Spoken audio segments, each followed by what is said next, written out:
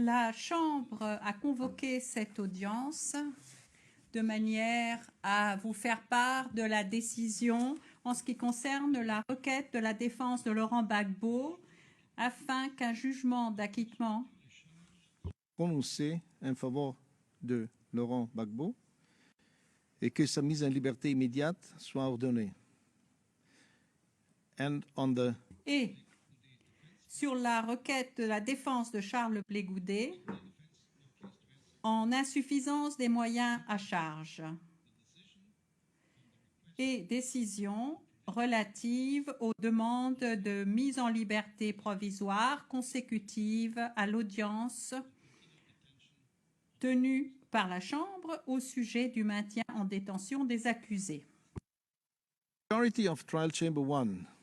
La majorité des juges de la Chambre de première instance 1, Madame la juge Herrera Carbucha étant en désaccord, rappelle ce qui suit.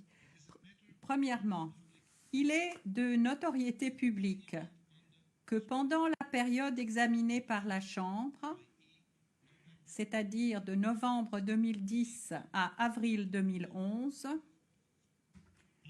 la Côte d'Ivoire était en proie à un violent conflit politique dans le contexte des élections présidentielles à Abidjan et dans d'autres parties du pays. Le 23 juin 2011, le procureur de la Cour pénale internationale a demandé l'autorisation d'enquêter pour déterminer si des crimes relevant de la compétence de la Cour avaient été commis dans le contexte de ce conflit. Et le 3 octobre 2011, la Chambre préliminaire 1 l'a autorisé à enquêter. À la suite des demandes déposées par le bureau du procureur le 25 octobre 2011 pour Laurent Gbagbo et le 12 décembre 2011 pour Charles Blé Goudet, la Chambre préliminaire 1 a délivré des mandats d'arrêt à l'encontre des accusés le 23 novembre 2011 et le 21 décembre 2011 respectivement. Monsieur Laurent Gbagbo a été remis à la Cour le 30 novembre 2011 et Monsieur Charles Blé Goudet le 22 mars 2014. Les charges portées à l'encontre des deux accusés ont été confirmées par la Chambre préliminaire 1 le 12 juin 2014 pour Laurent Gbagbo et le 11 décembre 2014 pour Charles Blé Goudet.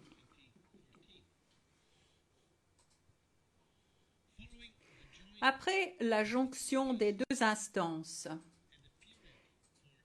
et à l'issue de la période de mise en état de l'affaire, le procès s'est ouvert le 26 janvier 2016 devant cette Chambre de première instance 1. Lors des 231 journées d'audience, la Chambre a entendu 82 témoins cités par l'accusation, soit dans le prétoire, soit par voie de liaison vidéo.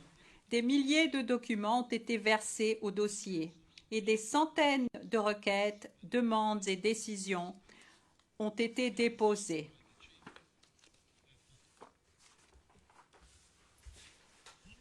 À la fin de la présentation des moyens du procureur, la Chambre a été saisie de demandes d'acquittement et de mise en liberté immédiate des deux accusés.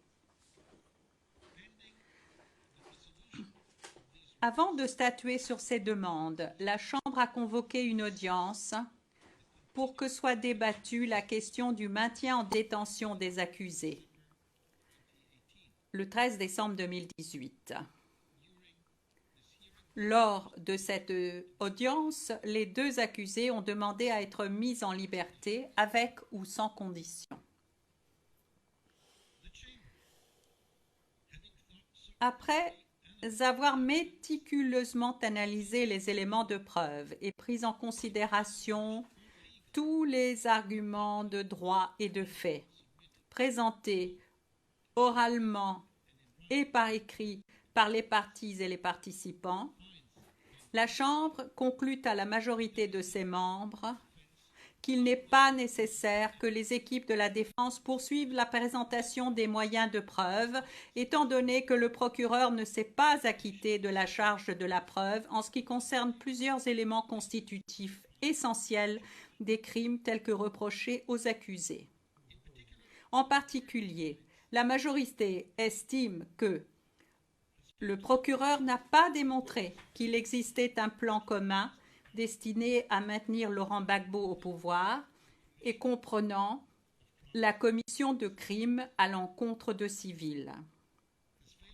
Le procureur n'a pas étayé l'allégation d'existence d'une politique ayant pour but d'attaquer une population civile sur la base des modes opératoires récurrents auxquels auraient répondu les violences et des autres éléments de preuve indirects cités à l'appui de cette allégation, n'a pas démontré que les crimes tels qu'allégués dans les charges ont été commis en application ou dans la poursuite de la politique d'un État ou d'une organisation ayant pour but d'attaquer la population civile, n'a pas démontré que les discours prononcés en public par Laurent Gbagbo ou Charles Blé Goudet étaient constitutifs du fait d'ordonner, solliciter ou encourager la commission des crimes allégués, ni que l'un ou l'autre des accusés a contribué en connaissance de cause ou intentionnellement à la commission de tels crimes. La Chambre rendra sa décision pleinement motivée le plus rapidement possible. La Chambre reconnaît qu'il aurait été préférable de rendre dès aujourd'hui une décision motivée en détail. Cependant, bien que la règle 144.2 du règlement de procédure et de preuve dispose que la Chambre doit fournir des copies de ses décisions, et je cite, « le plus rapidement possible », après les avoir prononcées en audience publique, aucun délai particulier n'est fixé à cet égard. La majorité est d'avis que l'obligation que le statut 21.3 du statut de Rome impose à la Chambre d'interpréter et d'appliquer le dit statut d'une manière compatible avec les droits de l'homme internationalement reconnus l'emporte sur l'exigence de livrer des motifs pleinement détaillés au moment du prononcé de la décision. En effet, une interprétation trop stricte de la règle 144.2 obligerait la Chambre à retarder le prononcé de sa décision, dans l'attente de la préparation d'un exposé détaillé de l'ensemble des motifs qui sous-tendent tant les constatations qu'elle a tirées des preuves que ses conclusions de droit. Étant donné le volume du dossier des preuves et le degré de détail des arguments avancés par les parties et les participants, et comme la majorité a déjà pris sa décision sur la base de l'évaluation des preuves, la majorité ne saurait justifier le maintien des accusés en détention durant la période nécessaire à la préparation d'un exposé détaillant par écrit l'ensemble des motifs de sa décision. Le délai d'appel de la présente décision commencera à courir le jour où les parties recevront notification de l'exposé détaillé des motifs. Le procureur peut, dès aujourd'hui, Saisir la Chambre d'une requête du type prévu à l'article 81.3c petit i. Par ces motifs, la Chambre, à la majorité de ses membres, dit que le procureur ne s'est pas acquitté de la charge de la preuve conformément à la norme applicable telle que prévue à l'article 66 du Statut de Rome. Fait droit aux demandes d'acquittement présentées par la défense de Laurent Gbagbo et celle de Charles Blé Goudet concernant l'ensemble des charges portées à leur encontre. Ordonne la mise en liberté immédiate des deux accusés conformément à l'article 81.3c du statut. Non, s'il vous plaît, non, non.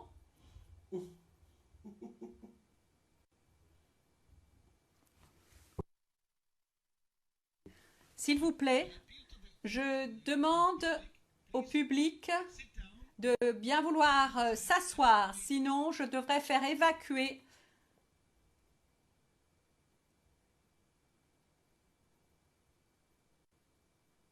la galerie.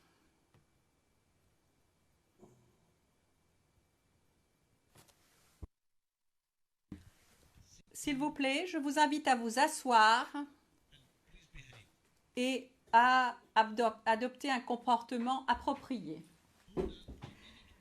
Ordonne la mise en liberté immédiate des deux accusés conformément à l'article 81.3c du statut sous réserve de toute demande que le procureur pourrait introduire en vertu de l'alinéa petit i de ce même article. Décide que les délais d'appel de la présente décision commenceront à courir à la publication de l'exposé détaillé des motifs de celle-ci. Dit que les demandes de mise en liberté actuellement pendantes sont désormais sans objet. Madame le juge Herrera Carbuccia a déposé par écrit une opinion dissidente. Ainsi se conclut la décision orale de la Chambre. Et je me tourne maintenant vers le bureau du procureur pour demander si le bureau du procureur souhaite présenter une requête au titre de l'article 81.3c petit i du statut.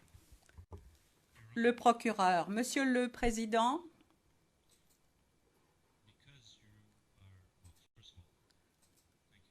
Je tiens d'abord à vous remercier de me donner la parole. Nous prenons note de votre résumé oral ce matin.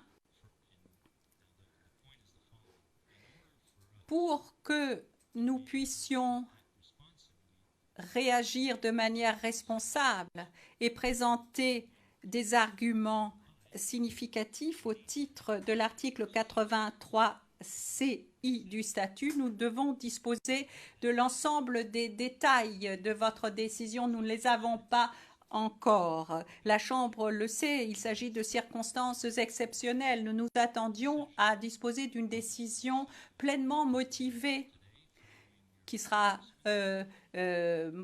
déposée ultérieurement aujourd'hui. D'après ce que vous avez dit ce matin, nous avions l'intention de demander 48 heures de manière à pouvoir réagir et de faire une évaluation responsable de votre décision, ce que nous ne pouvons pas faire à ce stade.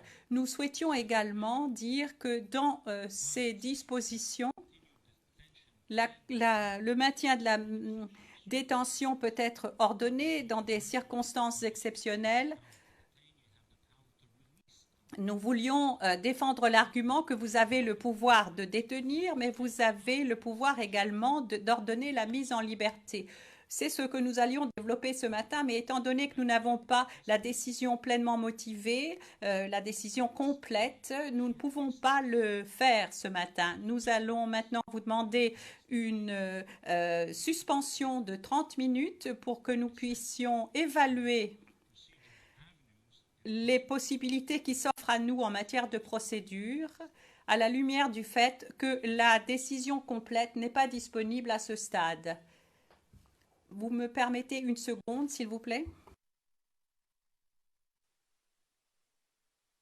I think Your Honors. l'accusation. Monsieur le Président, nous comprenons qu'il y a une opinion dissidente qui sera rendue disponible plus tard dans la journée. Le Président, je voudrais réagir. J'ai simplement demandé si vous alliez présenter une requête en vertu de l'article 81 et la Chambre est prête à attendre jusqu'à demain matin 10 heures. Laissez-moi finir. Vous pourriez dire oui et puis demain revenir sur cette requête. Vous auriez donc jusqu'à demain 10 heures pour réfléchir à ce qui s'offre à vous. L'accusation, nous acceptons de nous retrouver demain matin à 10 heures. Le président, mais ma question est la suivante. Est-ce que vous voulez utiliser la possibilité qui s'offre à vous à l'article 81.3? L'accusation, oui. Le président, deuxième question, est-ce que vous êtes disposé à le faire dès maintenant? L'accusation, ma réponse est non, étant donné que nous n'avons pas la décision complète. Le président, par conséquent, nous levons la séance jusqu'à demain matin. L'ordre de mise en liberté provisoire est suspendu jusqu'à demain matin, jusqu'à la décision à cet égard. Merci beaucoup. Je lève la séance.